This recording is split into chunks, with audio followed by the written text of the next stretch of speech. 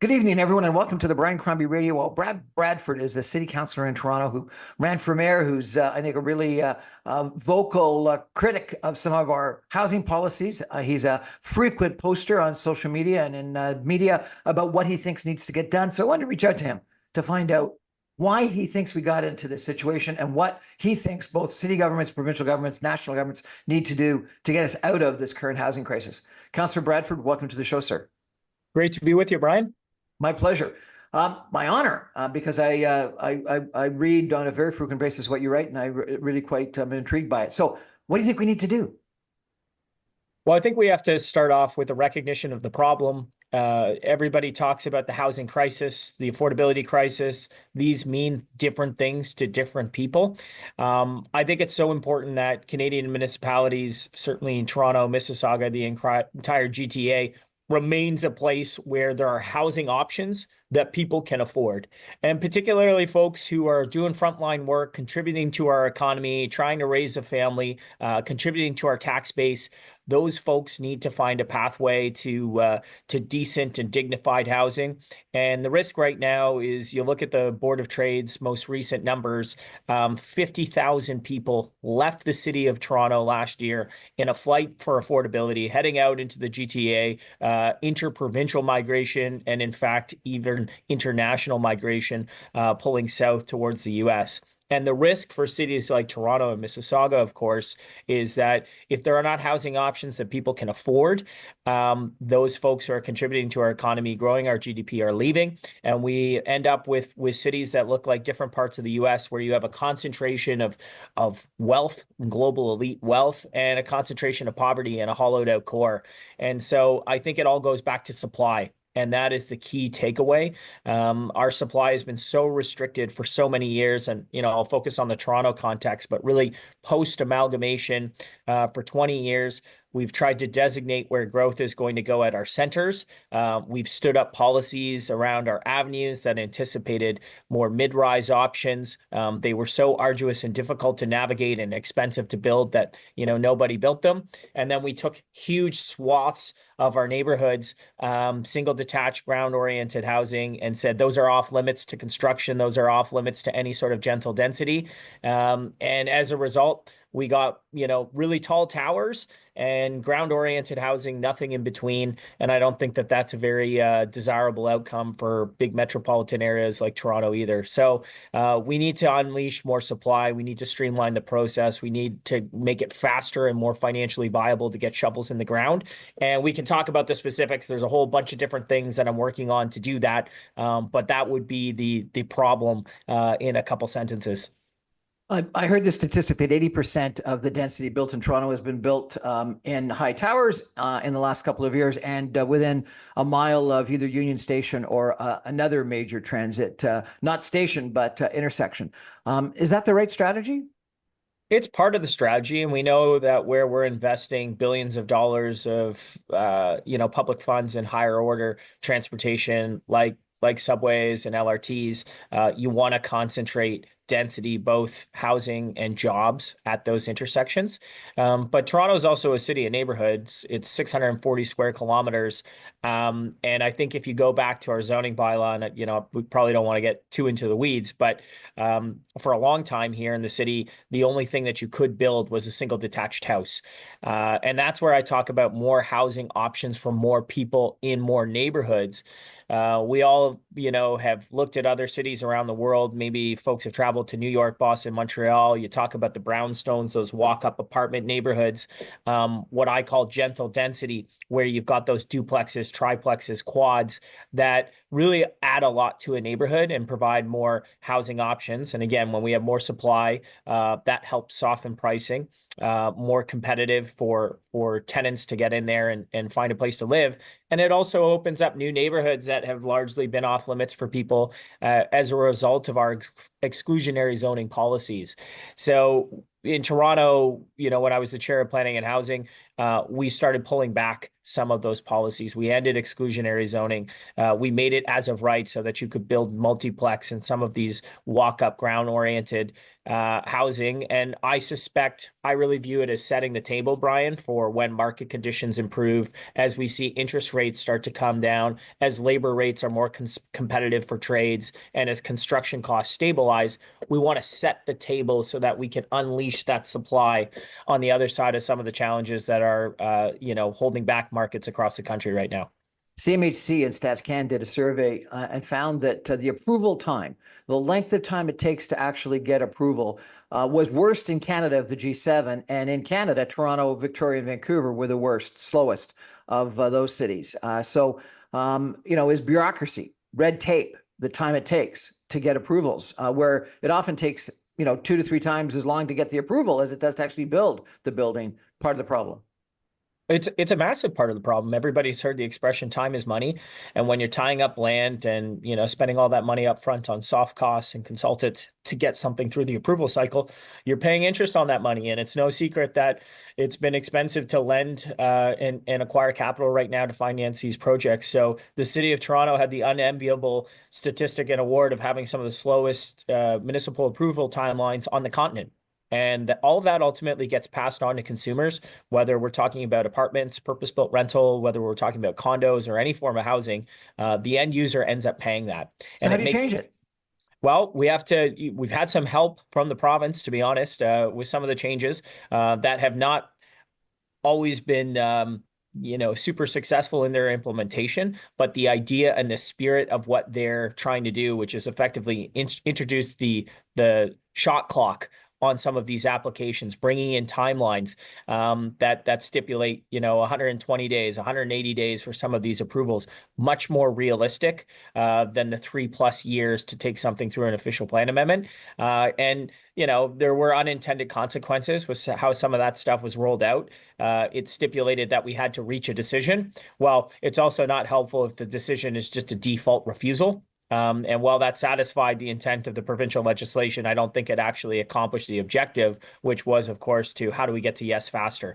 But it requires a culture change within our organizations. And I used to work in the chief planner's office here at the City of Toronto. I'm an urban planner by training, and I saw it firsthand here. There is no urgency. Nobody wants to make a decision, and there's a culture of fear embedded within the organization. A culture of fear. Why?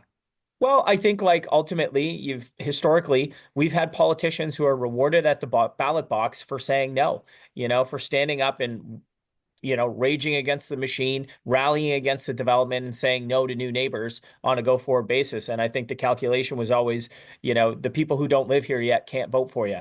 That was never my approach coming in 2018, coming in as an urban planner. And, for folks out there, I'm a 1986 model, 38 years today. So it's my colleagues, my generation that are getting pushed out of cities and haven't had an opportunity to get into the housing market. So it's a personal thing for me. But I just think historically the politics has been, you say no to development, you're rewarded from taking an 18-story building and knocking it down to 12, and nobody's asking the counter side of that is well, how many units of housing do we leave on the table?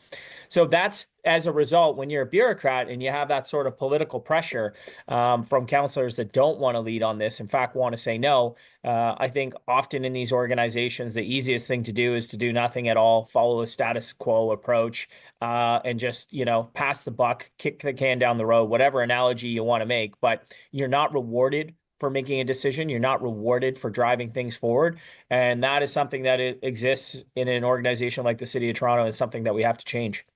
Bill did a survey and said that more than 30% actually of housing prices are taxes and government levies. And the worst offending part of it is development fees. And development fees have gone up something like tenfold over the course of the last decade plus in the City of Toronto. What are we going to do with that?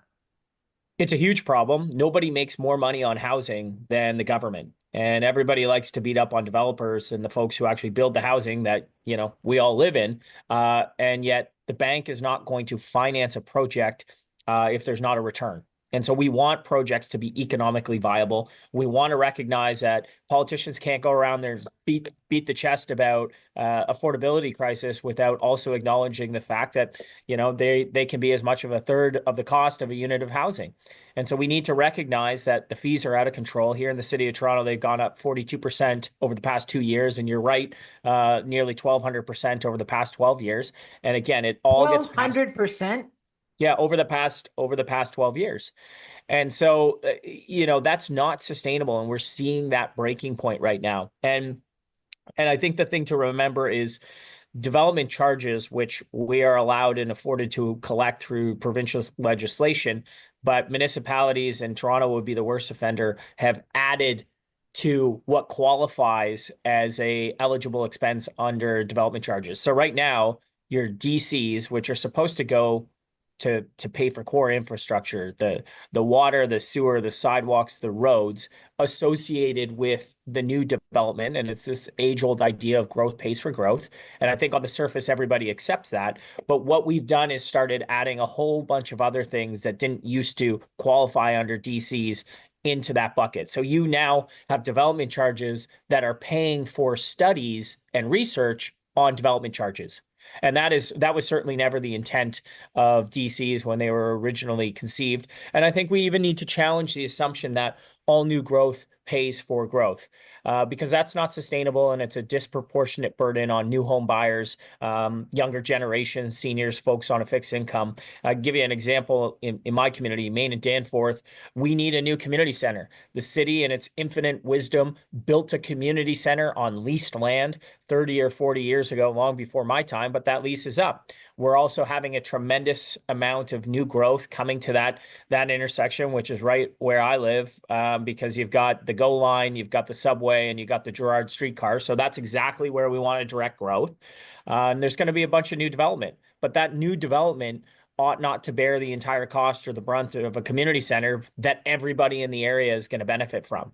And so understanding what are capital costs that are related to growth and what are capital costs that are just related to state of good repair, or the fact that cities need to continually reinvest in the types of infrastructure that make our communities livable, that's a fine line. And I think because politicians don't like raising property taxes and people don't like paying them, they just put it under the development charge regime and push that on new home buyers.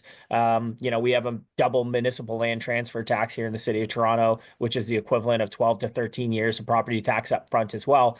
And so all this stuff makes housing more expensive. It makes affordability less achievable, and it makes it harder to live and raise a family in a city like Toronto.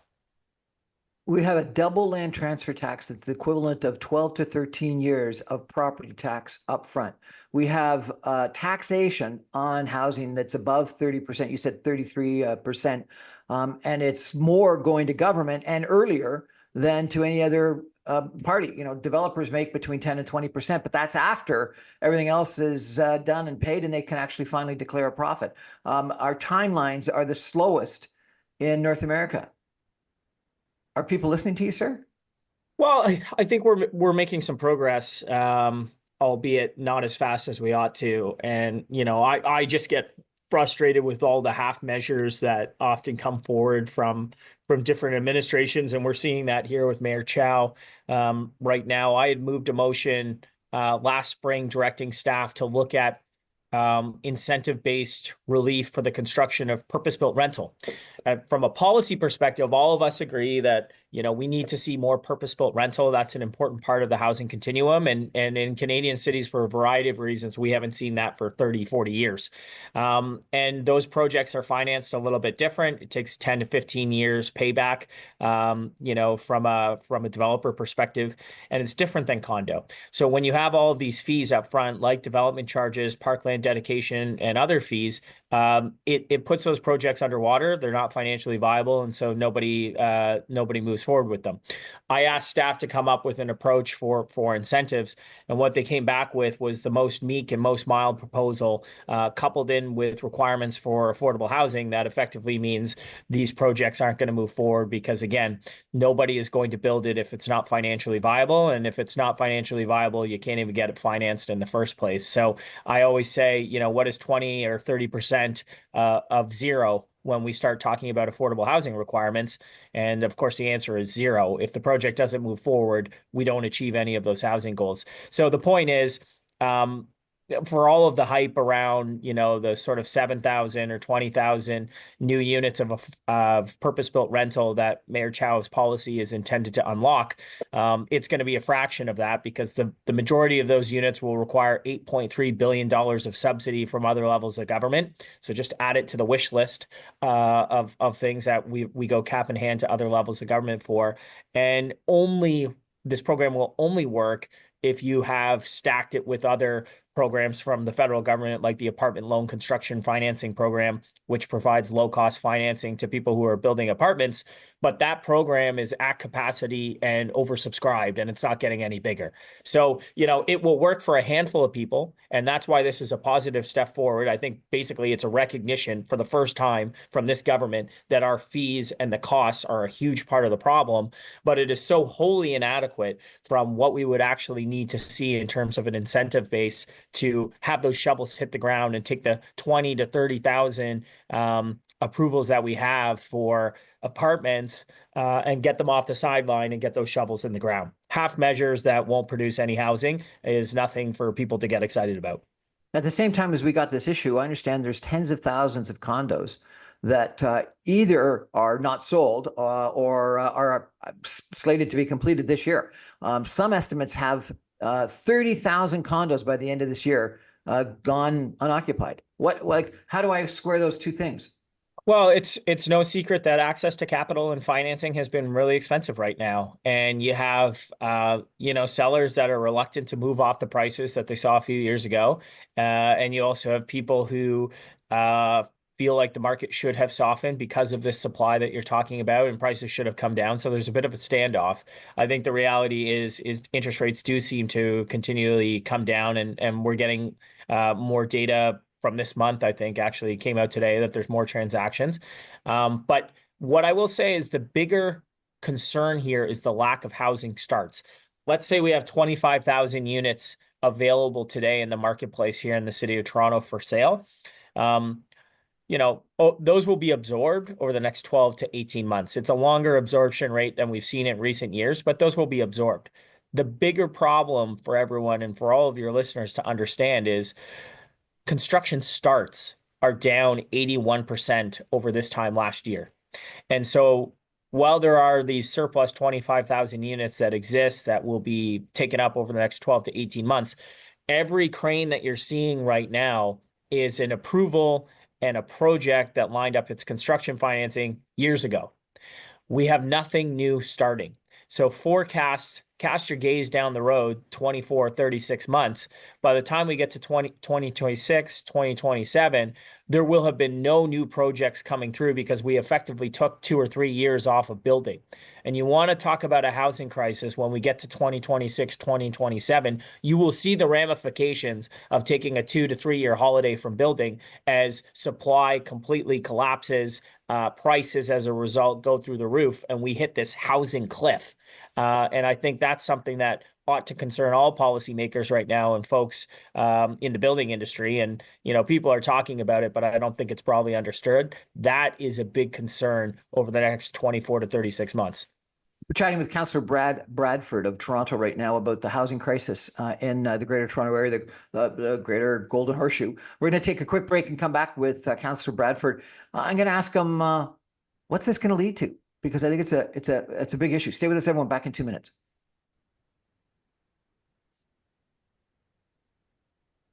Welcome back, everyone, to the Brian Crombie Radio Hour.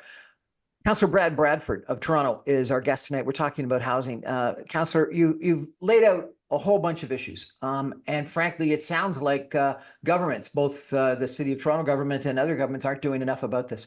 One assessment of the U.S. election that just happened is that, a lot of people might have been concerned about a lot of things, whether they be, democracy or abortion or, a whole bunch of other issues, wars. But in the end, people voted because of their pocketbook, and inflation and affordability were big, big issues. I interviewed someone that said, you said you were 38. Congratulations. Happy birthday, by the way, if today's the birthday. I interviewed some people that said that we are potentially facing an intergenerational civil war crisis, because it's people of my age that have taken a lot of wealth and we're not giving it to our kids anymore. This is the first generation history that's going to leave a worse economic situation for our offspring than our parents created for us. What's going to happen if we don't make housing more affordable? You said that it's tough for you. My kids are looking for housing in Toronto and can't find it. What's going to go on? Well, that's the biggest risk, I think, to cities like Toronto and others, is that, as we continue down this path where the city becomes more and more expensive and less affordable, people are going to have to leave. And they are leaving. And I can tell you countless examples of folks that have reached out to me that I know in my friend circle and just through doing the job that have pulled up stakes and moved out of market. And they've moved out across the GTA. They've moved to Alberta, and certainly Alberta's done made a big effort to sort of remind people here in the GTA that there are jobs and more affordable opportunities out west. That's happening, and I've also heard of people moving stateside, moving down south. And so, what does that mean for our economy? Like we have to have a prosperity agenda. We have to have a growth mentality, but we need the people and the talent and the investment to make sure that that continues. And I think, certainly our administration right now here in Toronto takes that for granted that it's going to be here forever. We're riding the coattails of 20 years of investment and success, but there's no guarantee that that's going to be here tomorrow. And again, if you can't satisfy the most basic needs, you think about your kids, like, who I'm sure are doing lots of great work right now, but if they can't afford a place to live, if the city is not viable for them to raise a family, or to grow a business, then they're going to go somewhere where it works better for them. And that's the biggest risk. So I think we need to move off of ideology and we need to focus on ideas. We need to, frankly, anyone who's in government office needs to do some basic financial training, take a couple courses on that. I think policymakers really need to understand the financial implications of the policies that they're putting forward. And we need to focus on, practical common sense solutions that are going to address the challenges like housing. If we all say housing is a priority, what steps can we take to make it easier to work with market builders in the not-for-profit sector to deliver the thing that we want, which is housing? Right now in Toronto, we're embarking on a very misinformed journey to become a public builder. Mayor Chow here believes that we need to build more bureaucracy to build more housing. We want to take all of that risk and put that on the back of the taxpayers and the municipalities, something where we have zero expertise. And frankly, private sector will never let us hire the people that have the expertise to do it because we can't afford to pay them enough. So they will learn on taxpayer time and taxpayer money through, lots of mistakes and missteps. And it will cost everybody orders of magnitude more to deliver far less housing over a much longer period of time on the other side of this. And that's where you focus on the ideology of being a public builder and having the city build the housing rather than creating an environment where folks who have the experience and the expertise in the market and not-for-profit sector to unleash their potential to respond to the policy challenge of housing. And that's a big risk in front of Toronto right now. It doesn't seem, it seems to be a lot of people upset about this and concerned about this, but it doesn't seem to have coalesced into a political agenda or a movement or anything that's going to make any good change. How do we coalesce this into something that's going to actually force politicians to take action? Well, it's difficult, right? Because, the headlines are the headlines. And again, you can do an announcement that says, oh, City of Toronto is moving forward with 20,000 rental units. None of that's happening. Like that's actually that's pie in the sky because it fails to acknowledge that 13,000 of those units require $8.3 billion from the federal and provincial government. And the first 7,000 units only helps a handful of builders, and most of them are city sites. So that's a challenge because you see the headline on CP24, the TV's on mute, and it just says 20,000 new rental units. You'd have to go in and read the policy brief and the report, and nobody's going to do that because they're running their kids to the hockey rink. They're trying to get to the job site. They're trying to get home to their family, pick up the kids at daycare. They don't have time to be caught up in that stuff. And I think they have enough challenges in front of them right now. They're not able to tune into committee. But I think conversations like this, where you have an opportunity to have a little bit more depth, is an important one. And I'm hopeful because these are issues that come up at the dinner table. I can't go to you know, any sort of function with family or friends, or, you know, go out for a beer with buddies without talking about the challenges of affordability. And people are quick to remind me that the most expensive bill everybody pays each month is their rent or their mortgage. So it always comes back to affordability. It comes back to housing. So people are aware of that. But how that translates into driving elected officials to make decisions that will actually move the needle on that, we haven't seen it yet, but I think we have to keep swinging and we have to keep trying.